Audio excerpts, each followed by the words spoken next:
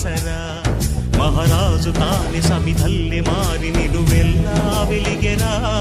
భోగాన్ని విడిచి త్యాగాన్ని వలచి తాపసిగా నిలిచెరా జనక్షేమమే తన సంకల్పముగా తన ఊపిరి హోమజ్వాలలుగా